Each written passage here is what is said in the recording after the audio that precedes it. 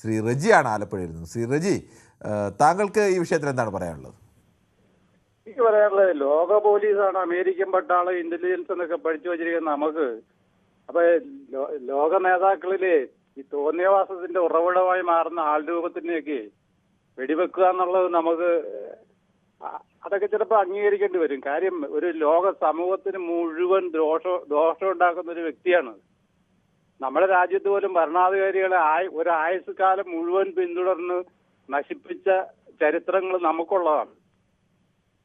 അപ്പൊ ലോക ജനതയ്ക്ക് അസൗകര്യങ്ങൾ ഉണ്ടാക്കുന്ന ഭരണാധികാരിക്കെതിരെ സ്വന്തം രാജ്യത്താണെങ്കിൽ പോലും ഉണ്ടാകാം. അത് സ്വാഭാവികമാണ്.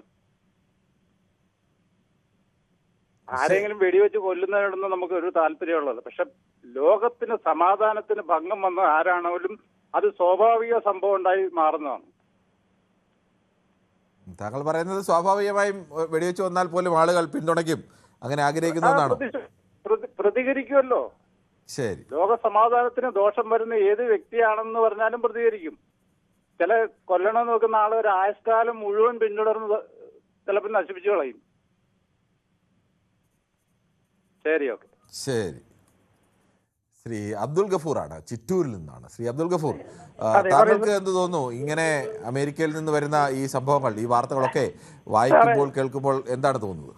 സാർ, ഇതെന്ത് സത്യം പറഞ്ഞാൽ ഇത് നാടകം തന്നെയാണ്. കാരണം ഇതുവരെ അമേരിക്കയിൽ പല വെടിവെപ്പുകൾ നടന്ന സമയങ്ങളിലും അവിടെ വെച്ച് തന്നെയാണ് അവിടുത്തെ മിലിറ്ററി അവന് വകവരുത്തിയാണ് സാധാരണ ചെയ്യാറുള്ളത്. പക്ഷെ ഈ ചങ്ങാതിനെ പിടിച്ചുകൊണ്ടുപോവുക ചെയ്തിരിക്കുന്നത്. എപ്പോഴും അങ്ങനെയാണ് ശ്രമിക്കുന്നത്. അക്രമിയെ ജീവനോടെ പിടികൂടാൻ തന്നെയാണ് ലോകത്തെ ഏറ്റവും പ്രധാനപ്പെട്ട കഴിയാത്തൊരു സാഹചര്യത്തിൽ മാത്രമാണ് ഒരാളെ ജീവനോടെ പിടികൂടിയത്. അതിനെ ഒരു പോസിറ്റീവായി കാണണം വെച്ചാൽ അത് ജീവനോടെ കിട്ടുക എന്നുള്ളതാണ് ഏറ്റവും പ്രധാനം. അതല്ല സാർ, അങ്ങനെയല്ല സംഭവം. ഇതുവരെ അമേരിക്കയിൽ നടന്നിട്ടുള്ള പല വെടിവെപ്പുകളിലും പല കോളേജുകളിലും നടന്ന വെടിവെപ്പുകളിൽ ആ പ്രതികളെ ആ ടൈമിൽ തന്നെ കൊല്ലുകയാണ്. ഇതെന്ത് പറഞ്ഞാൽ അയാളെ ഒരു രാജ്യത്തിന്റെ ഒരു പ്രസിഡന്റിനെ കൊല്ലുക എന്നുള്ളത് തെറ്റ് തന്നെയാണ്. പക്ഷേ പല ജനങ്ങളെയും പല രീതിയിലും ബുദ്ധിമുട്ടിക്കുന്ന ഒരു പ്രസിഡന്റാണ്. ഒന്ന് പറയുകയും വേറൊന്ന് പ്രവർത്തിക്കുകയും ചെയ്യുന്ന ആളാണ്. അപ്പൊ അവരുടെ നാട്ടിൽ നിന്ന് സ്വയം അയാൾക്കെതിരെ പ്രതിഷേധങ്ങളും ആക്രമണങ്ങളും ഉണ്ടാകുക എന്നുള്ളത് അത് സ്വാഭാവികമാണ്. എല്ലാ രാജ്യങ്ങളിലും അങ്ങനെ തന്നെ ഉണ്ടാകാറുള്ളത്. ഇവര് പല സ്ഥലങ്ങളിലും ഞങ്ങൾ സമാധാന പ്രിയരാണ് സമാധാനം കൊണ്ടുവരികയും, പക്ഷെ ഇവർ ചെയ്യുന്നത് എന്താ? ഇവരെ അവിടുത്തെ കൊള്ളയടിച്ചിട്ട് പോവല്ലേ. ഇപ്പൊ നമ്മുടെ ഇന്ത്യയിലത്തെ തന്നെ കാര്യം എടുത്താൽ നമുക്ക് 121% ഇപ്പൊ സോളാറിന്റെ ഇതിൽ നമുക്ക് വെച്ചിരിക്കുന്നത് ടാക്സ്. അപ്പൊ ഇവര് നമ്മളുടെ മൊത്തം കൊള്ളയടിക്കുക, എന്നിട്ട് ഇവര് നല്ല പേര് നിർത്തുക എന്നുള്ള അഭിപ്രായം വളരെ വ്യക്തമാണ്. നമുക്ക് വേഗത്തിൽ യൂട്യൂബിലെ ചില കമന്റുകൾ കൂടി വായിക്കേണ്ടതുണ്ട്. യൂട്യൂബിൽ ട്രംപിനെ കമന്റ് ജയകുമാർ പറയുന്നു, നമസ്കാരം. ട്രംപിന് നേരെ വധശ്രമം നടത്തിയതിന് എനിക്ക് സങ്കടമില്ല, നാട്ടുകാർക്കും സങ്കടം കാണത്തില്ല. സാറിന് സങ്കടമുണ്ടോ? ട്രംപ് ഇത് കാണിക്കും, ഇതിനപ്പുറവും കാണിക്കും. മോദി ദുഃഖം രേഖപ്പെടുത്തട്ടെ എന്ന് പറയുന്നു.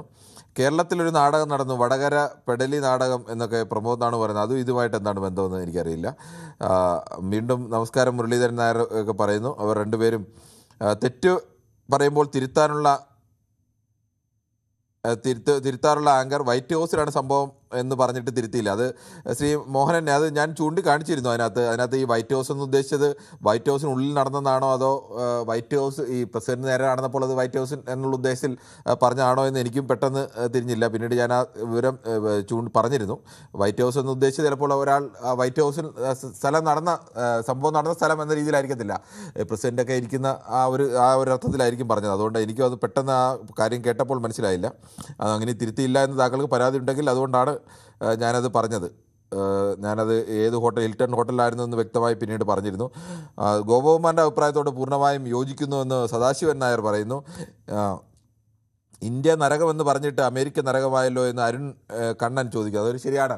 ഇന്ത്യയെക്കുറിച്ച് ഇന്ത്യ നരകമാണ് എന്നൊക്കെ ഒരു റീട്വീറ്റ് ചെയ്തതിന് ശേഷം പിന്നീട് ട്രംപ് നിമിഷങ്ങൾക്കുള്ള അത് മായ്ക്കുകയും ഒക്കെ ചെയ്തിരുന്നു. അദ്ദേഹത്തിൻ്റെ ഉള്ളിൽ കിടന്ന ചില ആഗ്രഹങ്ങളൊക്കെ ആയിരിക്കും. പക്ഷേ ഇപ്പോൾ സ്വന്തം രാജ്യത്ത് തന്നെയാണ് ഇത്തരത്തിൽ സുരക്ഷ പോലും ഇല്ലാതെ ലോകത്തെ ഏറ്റവും വലിയ രാജ്യം, ഏറ്റവും ശക്തരായ രാജ്യം എന്നൊക്കെ പറയുന്ന രാജ്യത്തിൻ്റെ പ്രസിഡന്റിനും വൈസ് പ്രസിഡന്റും ഒക്കെ നിൽക്കേണ്ടി വരുന്നത്. കൂടുതൽ വാർത്തകൾക്ക് news 18 Keralam YouTube channel subscribe ചെയ്യുക.